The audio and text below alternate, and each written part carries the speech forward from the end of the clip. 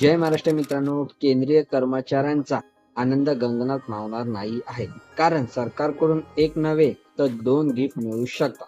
लोकसभा निवडणुकीचे निकाल 4 जून रोजी जाहीर होणार असून त्यानंतर नवीन सरकार स्थापन होणार आहे.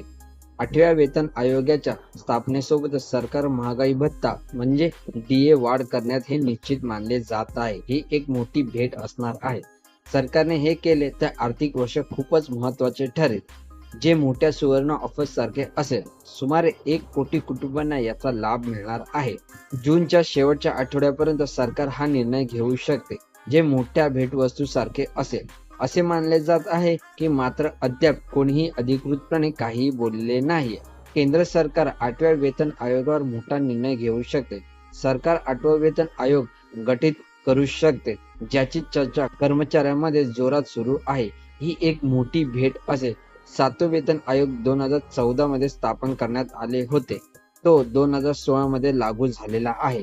तर आता 8वा वेतन आयोग स्थापन झाला तर तो 2 वर्षांनी म्हणजे 2026 हा लागू केला जाईल, ज्यामुळे मूळ वेतनात विक्रमी वाढ होईल. त्यानुसार दर 10 वर्षांनी नवीन वेतन आयोग लागू केला जातो.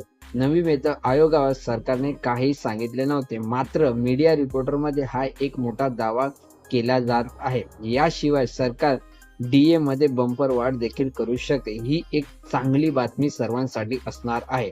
तर डीए ची टक्केवारी कशा प्रकारे आहे ते आपण जाणून घ्या. जूनच्या शेवटच्या आठवड्यापर्यंत केंद्रीय कर्मचाऱ्यांचा महागाई भत्ता किंवा डीए 4% वाढू शकतो.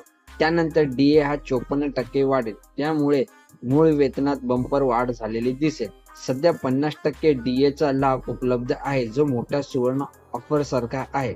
7व्या वेतन आयोगाच्या नियमानुसार डीए मध्ये दरवर्षी 2दा वाढ केली जाते. त्याचे दर 1 जुलै आणि 1 जानेवारी पासून लागू करण्यात आलेले आहे. आता डीए मध्ये 4% वाढ केल्यास या 1 जुलै पासून त्याचे दर लागू होणार आहे. अशा प्रकारे 8व्या वेतन आयोगाबाबत केंद्रीय कर्मचाऱ्यांना गुड न्यूज ही देण्यात आलेली आहे. मित्रांनो, व्हिडिओ आवडली असेल तर नक्की शेअर करा आणि चॅनलवरती नवीन आला असाल तर चॅनलला सबस्क्राईब करा.